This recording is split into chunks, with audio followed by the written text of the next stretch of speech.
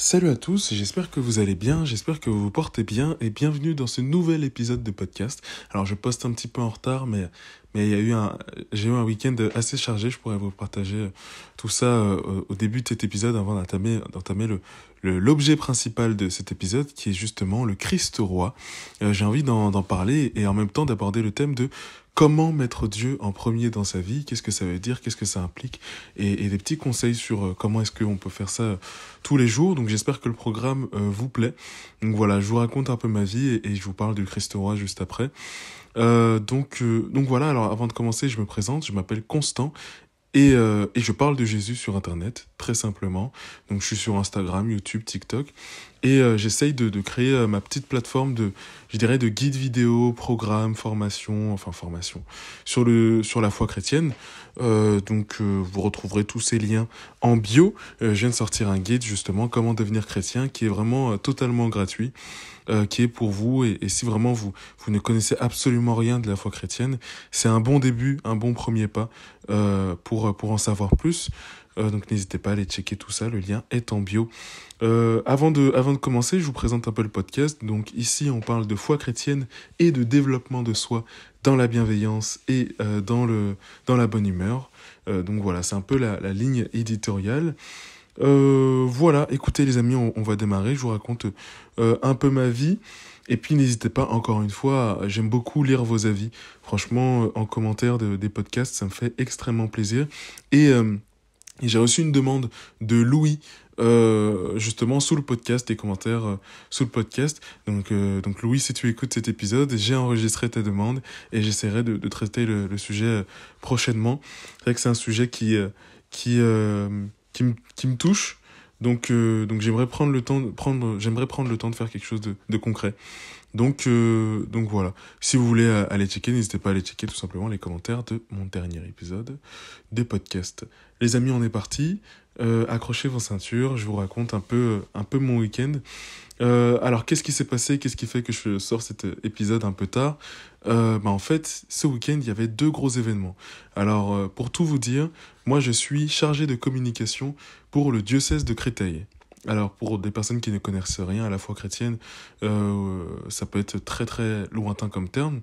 Il faut savoir que j'ai une ligne éditoriale assez particulière qui est très décorrélée de ma foi personnelle. C'est-à-dire que moi, j'exerce ma foi chrétienne dans l'église catholique. Voilà, personnellement, c'est le choix que j'ai fait. Il n'y a aucun tabou autour de ça. Maintenant, c'est vrai que c'est assez décorrélé de la ligne éditoriale que j'ai choisi d'implanter et de définir pour ma création de contenu sur les réseaux sociaux. C'est-à-dire que ma création de contenu, elle est à but universel. L'objectif, c'est vraiment d'encourager et d'aider tous les chrétiens dans leur foi au quotidien. C'est vraiment mon objectif et c'est la ligne que j'ai décidé d'adopter. C'est pour ça que je parle très très peu de branches, de foi, d'églises différentes, que ce soit protestant, orthodoxe, catholique ou peu importe. Mon but, c'est de venir en aide à tous ceux qui cherchent Jésus. Donc voilà, c'est mon objectif et c'est pour ça que je parle très peu de ce que je fais, puisque beaucoup de choses que je fais concernent la foi catholique. Mais maintenant, attendez, le Christ roi, et puis ce week-end, j'ai reçu tellement de choses que je ne peux pas ne pas vous le partager. Donc voilà, je travaille à l'évêché de Créteil, et donc le diocèse de Créteil, ça représente en gros toutes les églises, tous les fidèles, en gros toutes les personnes qui sont chrétiennes, qui sont chrétiennes catholiques, dans le 94, dans le Val-de-Marne. Donc toutes les églises, tous les fidèles du Val-de-Marne, du 94. Il y a le diocèse de Paris, il y a le diocèse de Châlons en Champagne, il y a le diocèse de Bordeaux, voilà. Tout est divisé comme ça. Donc voilà, je travaille pour le diocèse de Créteil. Et donc je suis chargé de communication pour le service Jeunes et Vocation. Donc l'équipe Jeunes et Vocation, on est une dizaine. Et donc ce week-end, j'étais chargé de communication, donc j'étais à la communication du diocèse de Créteil. Si vous voulez voir mon travail et ce que je fais en fait tous les jours, c'est tout simplement sur le compte Instagram Jeunes avec un s.94 que vous pouvez retrouver, pareil, j'essaierai de le mettre en description. Sinon, tout simplement, jeune.94. Mon travail est celui des autres personnes avec qui je travaille. Voilà. les bases sont posées. Ce week-end, j'étais à la com. Il y avait 2 gros événements exceptionnels. Le premier, c'était samedi soir et c'était 100% Jésus qui organisait cet événement. 100% Jésus qui est, je dirais, un mouvement, une asso, une asso chrétienne qui, comme son nom l'indique, est 100% pour Jésus. 100% dans Jésus. Voilà, je pense que le nom est assez clair. Et ils organisaient leur première soirée en physique. Et c'était une soirée exceptionnelle avec des images, une déco, une orga, des témoignages, des louanges. C'était vraiment génial. L'after, n'en parlons pas. Tout plein de pizzas. J'étais comblé. Et non, franchement, c'était un super événement. Donc j'étais déjà à ce premier événement-là pour couvrir la com. C'est un événement qui s'est déroulé à la cathédrale de Créteil, Notre-Dame de Créteil, et donc forcément, vu que c'est le lieu, l'endroit, alors je travaille à l'évêché, qui est le bâtiment qui est collé à la cathédrale, mais c'est dans le diocèse, et c'est un gros événement qu'on a, je dirais, qu'on n'a pas co-construit, c'est vraiment 100% Jésus qui l'a fait, mais voilà, le diocèse était un peu impliqué, le service jeune, et donc forcément, moi aussi, j'étais impliqué, et donc j'ai couvert cet événement-là pour le diocèse.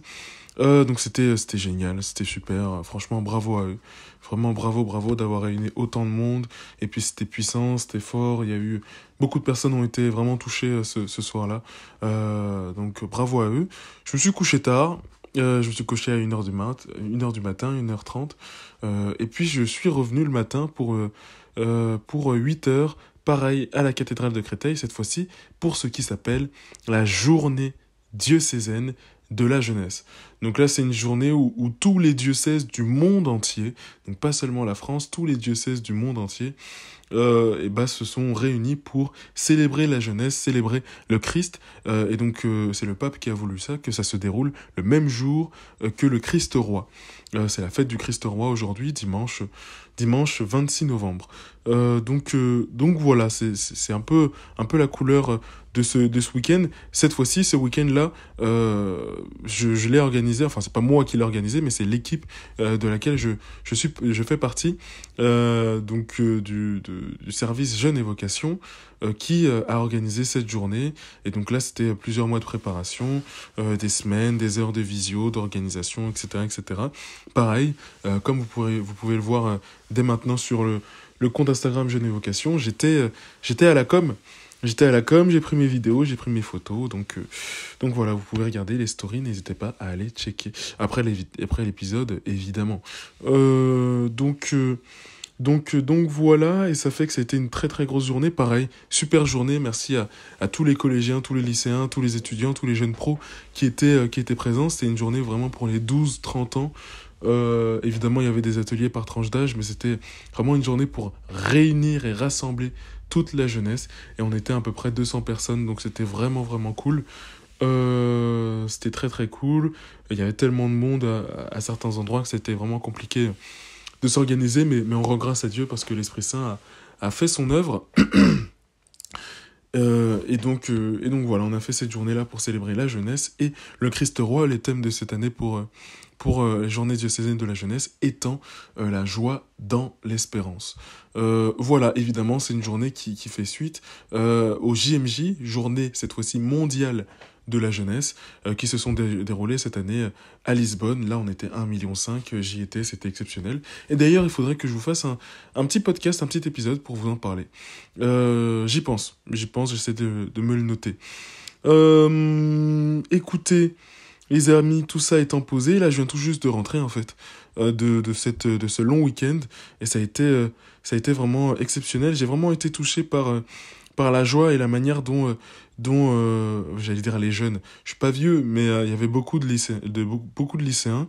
J'étais vraiment touché déjà par la tranche d'âge, aussi la catégorie de personnes. C'est vrai qu'on pense Église catholique, tout de suite on se dit, je sais pas, c'est Martine, blonde aux yeux bleus, qui va venir prier Jésus en châle. Enfin bref, on a une image du catholique de base, un peu tradi machin. Et sur la catégorie de personnes qui sont venues, c'était vraiment très divers. Et je m'en réjouis énormément. Très divers. Il y avait beaucoup de personnes qui venaient évidemment beaucoup de noirs, beaucoup d'afro, il y avait des blancs aussi, il y avait de tout en fait. il y avait de tout pour parler français. Et c'était cool, en fait, de voir vraiment de toutes les tranches d'âge, et surtout de tous horizons. Enfin, tous horizons, oui, de tous horizons quand même. Donc c'était cool. C'était vraiment cool déjà à ce niveau-là. Et que tous ces jeunes se laissent toucher, tous ces jeunes, tous ces lycéens, parce que j'aime pas trop le mot jeune, je trouve qu'il veut rien dire en fait. Quand on dit jeune, à qui est-ce qu'on pense? Pour des personnes qui ont 60 ans, 40 ans, c'est jeune.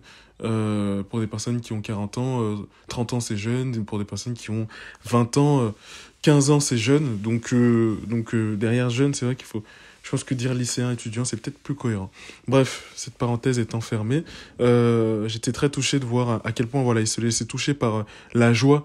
Rien que un chant, par exemple, Brûle en moi, qui est un chant brûle en moi, qui est génial.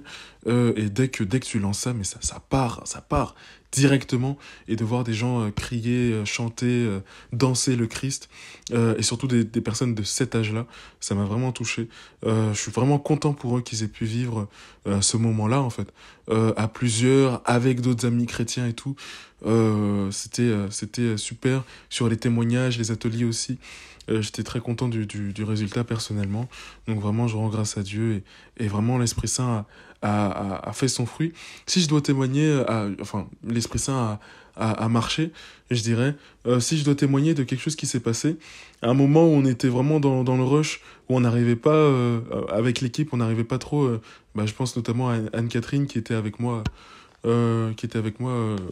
avec les lycéens, parce qu'il y en avait d'autres avec les jeunes pros, d'autres membres de l'équipe avec les collégiens. Il y a un moment, on n'arrivait pas trop à... On commençait à avoir la tête sous l'eau au niveau organisation, on n'arrivait pas à lancer ce qu'on voulait. C'était au moment où il fallait partager, partager, enfin c'était des sortes de passos, quoi. Pour ceux qui connaissent, qui ont la ref des GMJ, c'est des carrefours de partage autour d'un texte de la parole de Dieu. Et on avait un peu du mal à lancer ça, c'était compliqué, il n'y avait pas assez de feuilles, c'est un peu le bordel, on avait du mal. L'Esprit Saint a vraiment joué et a été présent parce que il y a un jeune qui subitement m'a dit ouais, j'ai envie de parler au microphone. Je lui ai dit tiens, est-ce que tu veux lire le texte? Il m'a dit oui, j'ai envie de parler, machin, directement, alors que on galérait à trouver des feuilles pour les gens. Je sais plus, je crois qu'il s'appelle Evan. Et il a pris le microphone et comme il a commencé à lire le texte. Bon, il a lu le texte, on n'a pas tout compris parce qu'il y a des mots qui ont été mâchés, voilà, machin. Mais franchement, c'était vraiment un vrai... Moi, je trouve que ça m'a vraiment touché. Parce que chaque fois où on commençait à avoir la tête sous l'eau, en tout cas personnellement, j'ai senti comme ça, l'Esprit Saint s'est levé, l'Esprit Saint a ordonné, et puis quelqu'un s'est levé pour dire moi je vais faire ça, etc. Particulièrement sur ce cas, au moment des carrefours où on pouvait avoir un peu la tête sous l'eau. Donc vraiment, ça m'a beaucoup touché, et je tiens à remercier déjà Evan, personnellement, et puis surtout l'Esprit Saint qui a été avec nous tout au long de cette journée. C'était exceptionnel. Voilà, tout ça étant dit, voilà pourquoi en 12 minutes, voilà pourquoi je sors mon épisode de podcast un peu tard, et j'enchaîne du coup sur cette notion du Christ roi, c'est-à-dire faire le Christ, l'établir roi, enfin qui est établi roi de l'univers, de l'univers. La première chose qui m'a interpellé, c'est effectivement, on dit que le diable est un peu le prince de ce monde, mais il faut pas oublier que le Christ est le roi de l'univers tout entier, pas juste du monde, qu'il maîtrise absolument tout, qu'il est le Dieu qui s'est fait homme et qui surplombe toute chose. Donc c'est vraiment ce jour-là, c'est ce que ça veut dire. C'est aujourd'hui, ça veut dire ça, le Christ, roi de l'univers. Et c'est tellement important de le rappeler en ces moments, surtout aujourd'hui où on a plein de choses qui nous disent le contraire, que en fait c'est le diable qui est le roi du monde. Et il y en a qui pensent sûrement, je sais pas, à des exemples genre dans la musique, ou des paroles qui parlent du diable, de ce genre de choses, de péchés qui en font l'apologie et tout, etc. En ces temps-là, on a l'impression que le monde se déchristianise, que voilà. Et ben non, en fait. Déjà aujourd'hui, on en a le témoignage avec le nombre de personnes qui sont venues pour célébrer le Christ et chercher le Christ aujourd'hui. Et puis au-delà de ça, on le voit rien que aujourd'hui, jour du Christ du Christ roi, le Christ maître de l'univers, qui vient nous rappeler que non, c'est pas juste le diable, machin, non, c'est pas le diable qui est le roi du monde, c'est Dieu, et c'est le Christ qui est le roi du monde, qui est le Christ roi de l'univers. Et nous sommes ces sujets. Et c'est mon deuxième point, nous sommes les sujets, les sujets de ce roi, de cette royauté, de cette monarchie, si on peut dire ça comme ça. Nous en sommes les sujets. Ça m'interpelle, c'est la deuxième chose qui m'a un peu interpellé et dont l'évêque de Créteil qui était là du coup à cette journée aujourd'hui, excusez-moi, qui était là aujourd'hui à souligner, c'est que bah oui en fait le diable sait lui aussi que le Christ est le roi. Nous savons que le Christ est le roi. C'est magnifique, c'est merveilleux. C'est très bien de le savoir. Mais est-ce que nous sommes les sujets de ce roi? Est-ce que nous faisons comment dire? Est-ce que Jésus n'est pas que le roi du monde? Est-ce qu'il est aussi le roi de ma vie, personnellement? Est-ce que c'est le cas? Et donc vraiment rentrer dans cette introspection, se poser la question et essayer de discerner, tiens, où est-ce que Dieu n'est pas le roi dans ma vie?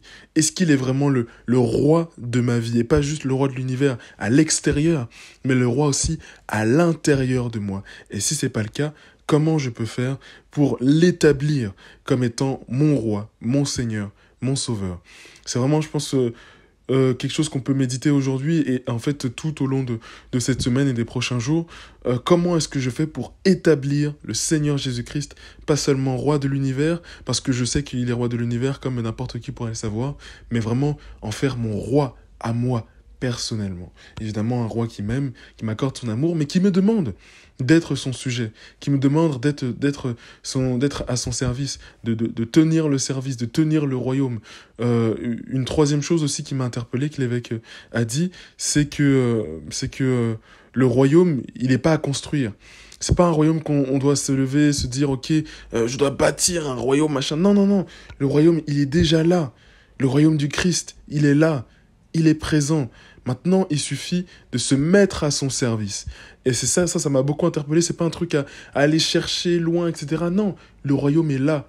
Mettons-nous à son service. Soyons dans l'innovation, dans la force, dans le courage, dans la persévérance. L'innovation, j'insiste beaucoup sur ce mot, parce que parfois on a tendance à se dire, ok, je fais comme d'habitude, et puis ça suffit. Non, il faut aller plus loin, il faut innover, il faut pas avoir peur de faire différemment, de faire ce qu'on a vraiment dans le cœur.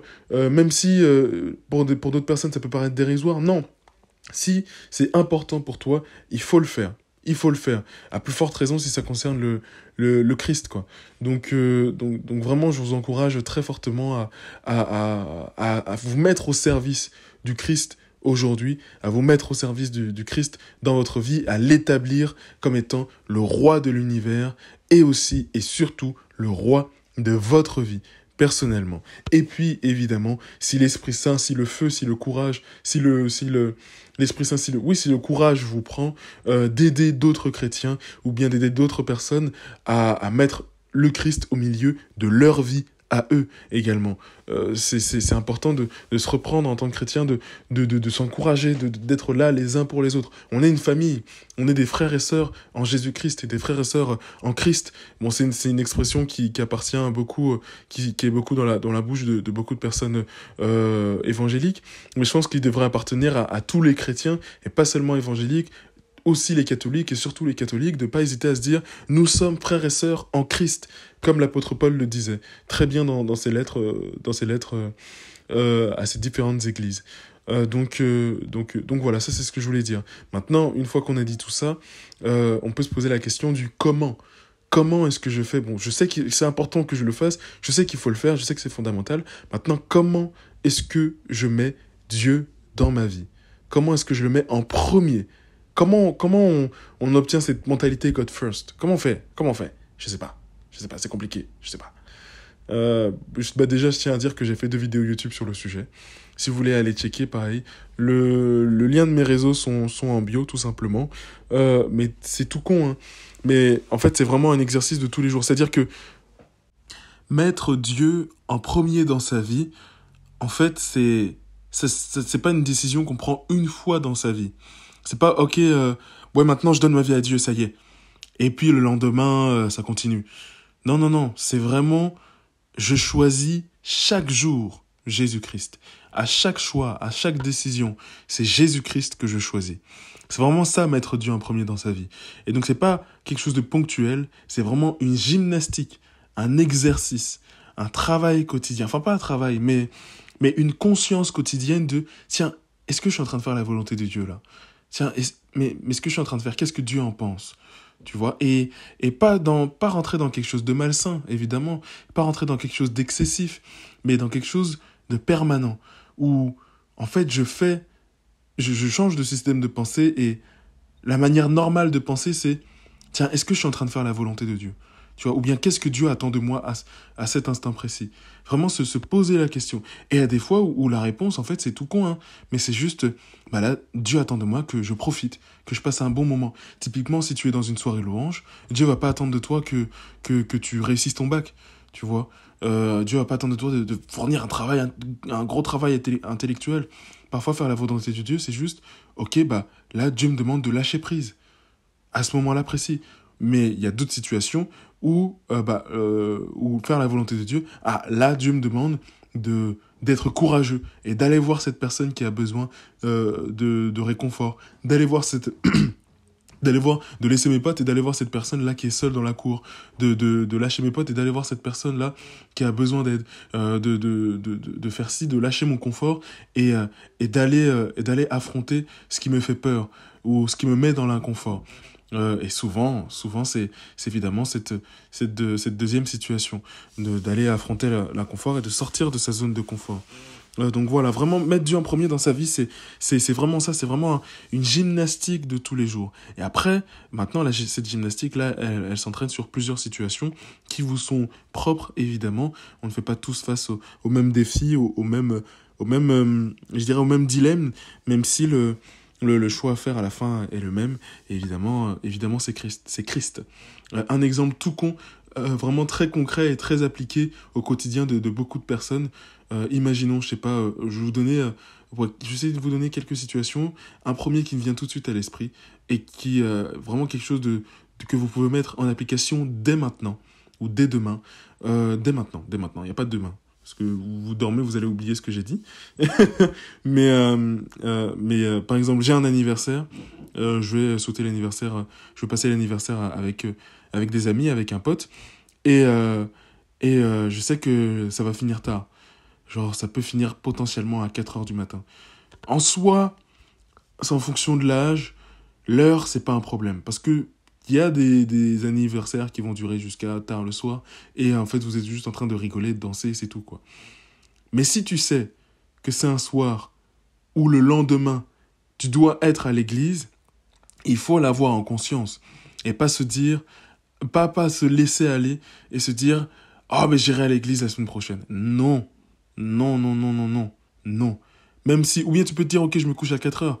Mais demain, à 9 heures, je me lève, je me lave, je m'habille. À 10 heures, j'ai quitté chez moi parce que je sais que je mets 30 minutes pour aller à l'église et que la messe commence à 10h30.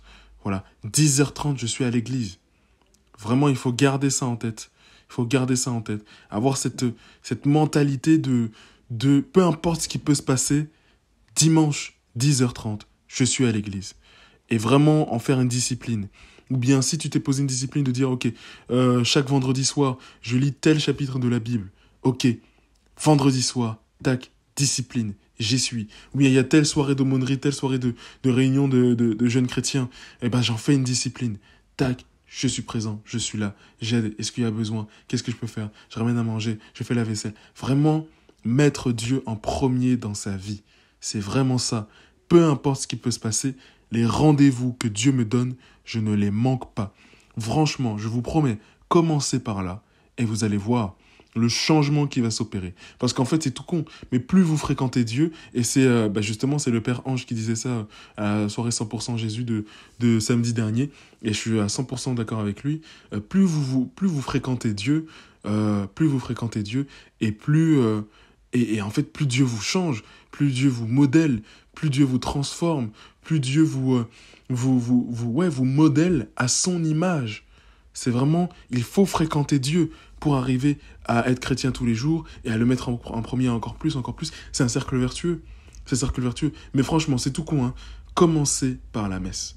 Commencez par la messe, commencez par l'église. Tous ces rendez-vous-là que l'église vous propose, songez à y aller.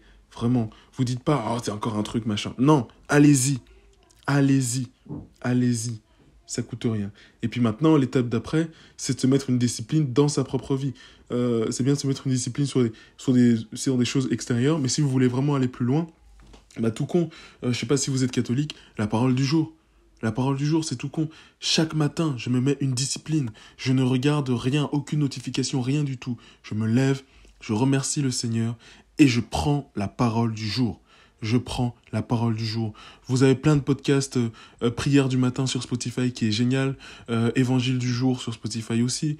Vous avez l'application prière dans la ville qui est super pour la parole du jour. Vous avez YouPray qui est génial aussi. Vous avez énormément de choses. L'application AELF pour lire la parole du jour. Vous avez tout. Vous avez absolument tout. Lisez chaque matin la parole du jour. C'est une discipline. Tu te le mets. Tu te l'appliques dans ta vie. Et paf, God first, Dieu en premier. Maintenant que ça c'est fait, je peux commencer ma vie, je peux passer à autre chose, je peux rentrer dans mon quotidien. Mais tant que ça n'est pas fait, il ne faut pas que vous soyez bien. Bon, enfin, j'abuse. Mais vous voyez ce que je veux dire ? C'est, je fais un truc, il me manque quelque chose. Vraiment, là j'ai commencé ma journée, il me manque un truc. Il te manque la parole de Dieu. Tu vois ce que je veux dire ? Et évidemment, appliquer la même chose à la prière. Je me lève avec Dieu, je m'endors avec Dieu. Donc le matin, je confie ma journée à Dieu. Le soir, je remercie Dieu pour cette journée, je lui confie ma nuit. Vraiment se mettre des points de discipline en fait dans sa vie.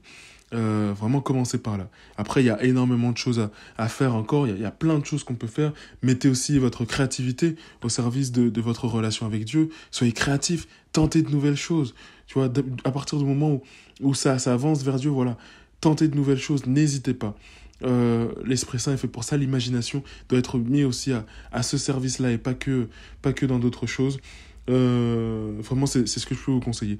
Je vous invite à aller voir mes 2 vidéos sur le sujet qui pourront sûrement vous aider dans ce sens-là. Mais c'est déjà ce que je peux vous partager sur ce sujet-là. Si j'en dis plus, après, tous mes conseils seront noyés les uns dans les autres. Et ça freine le passage à l'action. Donc, en sortant de ce podcast, je veux que vous preniez une feuille, un stylo, un carnet, un stylo. Vraiment pas les notes iPhone. Hein. Pas les notes iPhone, pas dans le téléphone. Un papier, un stylo. Et vous écrivez une résolution que vous allez prendre à partir de maintenant pour mettre Dieu en premier dans votre vie. Et vous allez vous y tenir parce que l'Esprit Saint est avec vous, parce que vous avez le courage, la force et parce que c'est par amour pour le Christ. Voilà. On aime Jésus ou pas ? Hein ? On aime Jésus ou pas ? Donc voilà, une feuille, un stylo. Et j'écris une seule chose, pas 10, une seule chose, même si ça peut paraître très simple, une chose et je m'y tiens. Est-ce que c'est prier le matin ? Est-ce que c'est la prière du matin ? Est-ce que c'est la parole du jour ? Est-ce que c'est aller à la messe ? Est-ce que c'est aller à l'aumônerie ? Est-ce que c'est machin truc ? Est-ce que c'est machin chouette ? Vraiment, une discipline et je m'y tiens. Et après, je passe à l'étape d'après. Vraiment développer de nouvelles habitudes, c'est vraiment ça. En tout cas, les amis, merci d'avoir écouté cet épisode de podcast jusqu'au bout. Un gros bisou à toutes les personnes qui me suivent sur les réseaux et que j'ai pu voir ce week-end parce que c'était cool, je vous ai croisés. Soyez abondamment bénis. À très très vite et n'oubliez pas que vous êtes beaucoup plus proche de Dieu que vous ne le pensez. Une chose, n'hésitez pas à lâcher les 5 étoiles et à commenter toujours. Soyez bénis. À très vite.